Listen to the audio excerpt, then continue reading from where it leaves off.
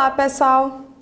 Nós estamos aqui hoje para dar seguimento ao nosso estudo na especialização em Direito de Família e Sucessões, questões práticas, questões controvertidas, aspectos processuais. E a disciplina que nós vamos iniciar hoje é a disciplina de Direito Matrimonial e de Regime de Bens. Essa disciplina ela vai ser realizada em 2 semanas e nessa primeira parte da disciplina nós vamos trabalhar então com direito matrimonial, então todos os aspectos relativos ao casamento, requisitos do casamento, as fases pelas quais o casamento deve passar para que possa ser celebrado e registrado. Vamos identificar os impedimentos matrimoniais e as causas suspensivas e verificar em casos de casamento que não observem essas situações, né, celebrados com inobservância, impedimento matrimonial e causa suspensiva, quais são as consequências disto, né? Então, também nós vamos trabalhar com as questões relativas à invalidade do direito matrimonial, invalidade do casamento.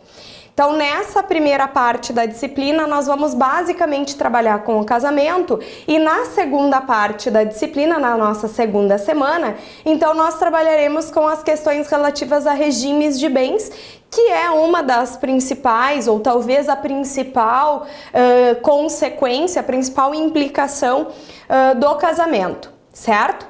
Então vamos, nesse primeiro bloco, dar início ao nosso conteúdo relativo a direito matrimonial. E como sempre, nós não podemos falar do conteúdo sem tecer alguns aspectos históricos para que se compreenda algumas questões que talvez na prática cotidiana de um escritório de advocacia possa aparecer. Então, o que nós precisamos observar? Primeiramente, com relação a esses aspectos históricos, até 1889 no Brasil, e me parece nós falamos isso naqueles blocos relativos à primeira disciplina que nós trabalhamos, até 1889 no Brasil o casamento ele era exclusivamente religioso. Portanto, se em algum momento profissional vocês necessitarem fazer prova de um casamento celebrado até 1889, vocês devem procurar esta prova, esta certidão de casamento, junto às organizações religiosas, porque eram eles que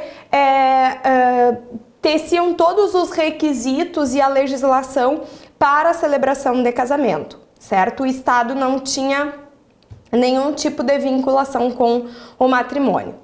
Após 1891, com a Constituição da República, aí sim, foi estabelecido no Brasil o casamento civil e aí passou então a ser celebrado este casamento civil com base na legislação e com as determinações propostas pelo Estado então.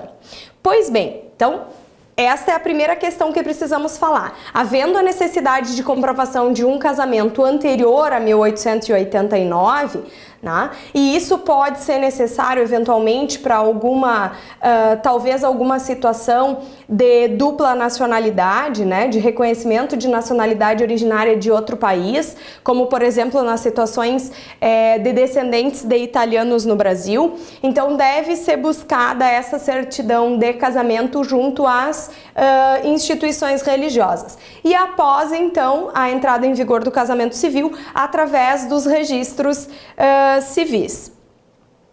Esse casamento, quando passou a ser previsto pela legislação brasileira, a legislação civil brasileira, ele era considerado indissolúvel, ou seja, uma vez contraído o vínculo matrimonial, esse vínculo não poderia ser desfeito pela vontade das partes, mas exclusivamente em razão do óbito de um dos cônjuges. Então, a única forma de dissolver matrimônio até então se dava a partir do óbito de um dos cônjuges, certo? Então, desde a Constituição de 1891, quando foi introduzido no Brasil o casamento civil, até 1977, quando entrou em vigor a lei do divórcio no Brasil, o casamento era indissolúvel, então não havia possibilidade que se tem hoje de se fazer divórcio. Então esse vínculo era mantido para a vida toda, certo? Com a entrada em vigor da lei do divórcio, essa lei alterou aquilo que até então se chamava de desquite. O que era o desquite? O desquite permitia que o casal rompesse a relação, né? Que fosse colocado um ponto final nos deveres de fidelidade mútua, em todos aqueles deveres do casamento, de assistência, de respeito. Então, o desquite permitia o rompimento da sociedade, da relação conjugal, mas ele não colocava fim ao vínculo matrimonial. Esse permanecia indissolúvel, certo? Então, a lei do divórcio transformou o desquite em separação e criou o Instituto do Divórcio para então romper com aquele vínculo matrimonial existente entre o casal, certo? A partir daí então, com a entrada em vigor da Lei do Divórcio em 1977, foi possível que os casais, cumprindo com os requisitos até então dispostos, né, que era estarem casados já há mais de um ano, fazerem a separação judicial, esperar o trânsito em julgado, um ano após esse trânsito em julgado buscar a conversão dessa separação em divórcio, ou então após 2 anos de separação fática, buscar o chamado divórcio direto. Então esses eram os requisitos aí estabelecidos pela lei do divórcio e posteriormente pelo Código Civil de 2002. Essa era então a situação do casamento que se tinha até então, quando em 2010 a Emenda Constitucional 66 altera o parágrafo 6º do artigo 226 da Constituição Federal, retirando qualquer exigibilidade de prazo de separação prévia. Então, a partir de 2010, quando entra em vigor a Emenda Constitucional 66, independentemente do tempo que o casal estivesse casado, independentemente do tempo que estivessem já separados, poderiam desde logo fazer o divórcio, rompendo então com o vínculo matrimonial existente entre eles, certo? Muito bem. Então, vista essa questão introdutória, nós precisamos agora então entender o que é este casamento.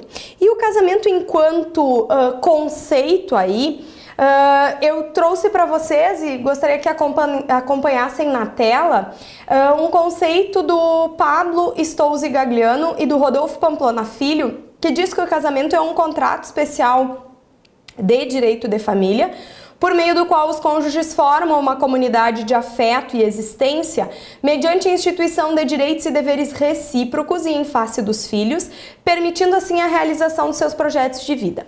Bom, a partir daí, pessoal, nós precisamos observar o seguinte: esse conceito diz que o casamento é um contrato especial de direito de família. Mas a doutrina, ela discute e apresenta 3 correntes para explicar a natureza jurídica do casamento. A primeira corrente doutrinária vai dizer que o casamento é um contrato.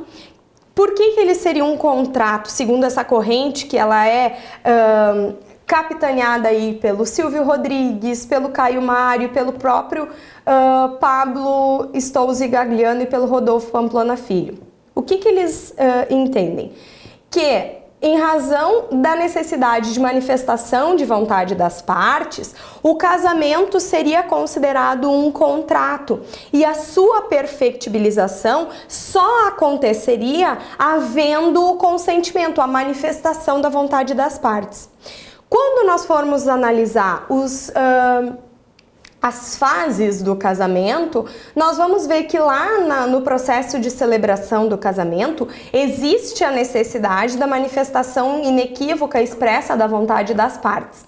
Até porque, se nós formos analisar, o casamento é uma espécie de negócio jurídico.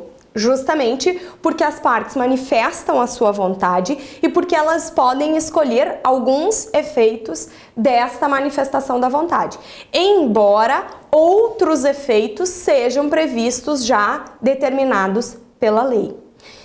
E é justamente essa previsão, né, de alguns efeitos previstos na lei que não podem ser alterados pelos cônjuges ou pelos nubentes antes de celebrar esse casamento, que a segunda corrente, a chamada corrente institucionalista, que é defendida pela Maria Helena Diniz, vai se contrapor à primeira, que diz que o casamento é um contrato.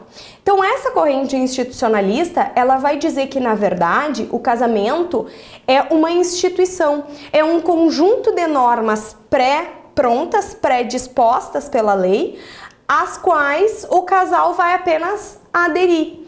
Então, mesmo quando trata da questão do regime de bens, está previsto na legislação e o casal vai apenas aderir a essas normas, certo? Então, essa é a disposição com relação à corrente institucionalista. E a terceira corrente, a corrente mista, e que é a que mais tem adeptos na atualidade, a Giselda Maria Fernandes Novaes Ironaca, o Flávio Tartucci e tantos outros, principalmente doutrinadores filiados, associados ao Instituto Brasileiro de Direito de Família, entendem que o casamento é um ato complexo, que ele é sim um contrato ou um negócio jurídico no que diz respeito aos requisitos formais de constituição, mas sim ele também é uma instituição porque também existem regras que são predispostas, que dizem respeito ao conteúdo. Por exemplo, fidelidade, assistência mútua, lealdade, essas regras estão pré-determinadas pela lei e não há possibilidade que o casal se descuide e abra mão delas ou altere-as, certo? Então, essas são as três correntes doutrinárias que trabalham com a questão da natureza jurídica do casamento, certo? Partindo da ideia, então, de que o casamento seja um contrato no momento da sua formação ou de um negócio jurídico, nós precisamos analisar uma situação com relação ao casamento que é bem peculiar e que está relacionada tanto com o direito de família como também lá com a questão da responsabilidade civil, que são os chamados esponsais. O que são os esponsais? Os esponsais é aquela responsabilidade civil que se dá em razão de um rompimento injustificado do casamento. Então, todo casamento, para que ele seja celebrado, ele passa por uma fase anterior, uma fase preparatória de preparar a residência onde vão residir, eventualmente de preparar uma festa para comemorar essa união. Enfim, são esses atos preparatórios ao casamento que nós chamamos de esponsais. Nós dizemos então que é a promessa de contrair casamento, certo? Então esses são os esponsais. O que nós precisamos observar com relação a eles? Primeiro, ninguém é obrigado a contrair o matrimônio. O matrimônio ele deve ser contraído de forma livre e espontânea por parte das partes. Então, ninguém pode coagir outra pessoa a contrair matrimônio. Se não quer casar, não precisa casar, não deve casar, não vai casar. Ninguém vai obrigar. Contudo, nós precisamos observar também que lá na parte da responsabilidade civil, nós temos a previsão, junto lá com a parte geral do direito civil, quando trata dos atos ilícitos, que todo aquele que causar dano ou prejuízo a outra pessoa terá o dever de indenizar. E é justamente essa indenização que nós vamos comentar agora. Por quê? Se eu não sou obrigada a casar, por que se eu desisto de casar, desisto desta promessa de casamento, eu preciso indenizar? Então nós temos que analisar o seguinte, para que exista eventualmente esta indenização, e ela tanto pode ser de ordem moral como também de ordem material, ou ambas ao mesmo tempo, nós precisamos verificar que, primeiro, quais são os requisitos para configuração dessa promessa de casar, desses esponsais. Que exista uma promessa, então, de casar feita pelos próprios nubentes e não por terceiros. E aí, esse requisito nem sempre é fácil de se comprovar, porque não existe, embora o casamento seja um instituto formal dentro do direito civil, especialmente dentro do direito de família, não existe um documento no qual as partes assumam o compromisso de se casar. Então não existe um documento formalizado. Então essa promessa de casar, ela vai ter que ser provada por formas outras que não via documental. Além desse requisito, nós temos que ter a recusa injustificada de contrair o matrimônio. O que seria essa recusa injustificada? Que não tenha o outro nubente dado causa ao rompimento. Ou seja, o casal, um deles não quer casar, se apaixona por outra pessoa ou não é aquilo que quer e não resolve não contrair o matrimônio. Então essa seria a recusa injustificada que se traz como requisito para eventual indenização. Esta recusa tem que gerar um dano material ou moral. E deve existir um nexo de causalidade entre a conduta praticada por um dos nubentes, a de desistência, e o dano que foi sofrido pelo outro. Havendo a presença, então, desses 4 requisitos, promessa de casar, recusa injustificada, dano sofrido e nexo causal, existirá a possibilidade de uma responsabilização civil em razão dos danos. Só que essa responsabilização civil, ela vai se dar, como eu já mencionei, em duas partes. Dano moral, que é aquele pessoal, que envolve eventualmente uma humilhação que a pessoa possa ter sofrido, e o dano material. Mas nem sempre essa responsabilização vai acontecer. Vai depender muito do caso concreto, das circunstâncias que geraram o rompimento.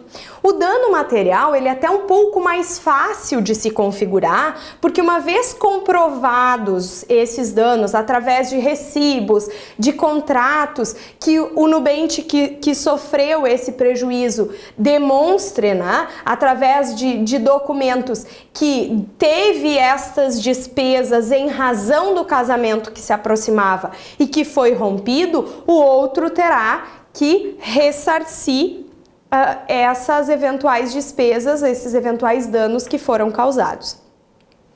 Com relação ao dano moral, contudo, é bastante discutível. Por quê? Porque enquanto relação de direito de família, o casamento, assim como outros institutos, envolve afeto, envolve questões pessoais, e todo rompimento de uma relação causa um desconforto, causa um dissabor para aquelas partes que estão envolvidas. Então, quando nós falamos em um eventual dano moral em razão de rompimento injustificado da promessa de casar, nós temos que analisar se houve efetivamente uma humilhação pública, uma humilhação por parte daquele que recebe a notícia. E aí vocês vão dizer assim, mas ainda não tinha percebido que isso poderia se configurar, que a negativa de casar poderia gerar uma eventual indenização. E nós temos algumas decisões no judiciário que algumas são no sentido de conceder este dano moral, principalmente, e outras no sentido de negar o dano moral em razão justamente de não ficar configurada esta humilhação, certo? Então eu trouxe para nós comentarmos algumas dessas decisões. A primeira que nós vamos comentar é uma decisão que envolve danos materiais e danos morais, que saiu em 2017, publicada no site Espaço Vital. Então acompanhem aí, por favor, na tela. Essa decisão que eu me refiro é da 2ª Vara Cível de Aparecida de Goiânia, que entendeu então que os rompimentos sentimentais são corriqueiros e não caracterizam situação capaz de ensejar indenização por danos morais. Então, indeferiu os danos morais em razão desse rompimento ser, vamos dizer, normal das relações afetivas. Também esta mesma decisão indeferiu os danos materiais, com base nas despesas estarem em nome da avó da nubente e não dela própria. Portanto, não caberia a ela pedir o ressarcimento desses danos, porque as despesas, os recibos não estavam em seu nome, certo? Então, essa é uma decisão que saiu em 4 de abril de 2017 no Espaço Vital. A seguir, nós temos uma outra decisão do Tribunal de Justiça de Minas Gerais, que também envolve um pedido de indenização por danos materiais e morais em razão de rompimento de noivado, né, desses esponsais. E também entende por não indenizar os danos morais em razão de não ter uma situação vexatória por conta deste rompimento. Então diz a decisão, acompanhem por favor aí na tela. O noivado, embora simbolicamente implique um compromisso assumido pelos noivos de futuro enlace matrimonial, não pode significar a impossibilidade de rompimento desse compromisso por uma das partes, passível de ser considerado ato ilícito, passível de indenização por danos morais.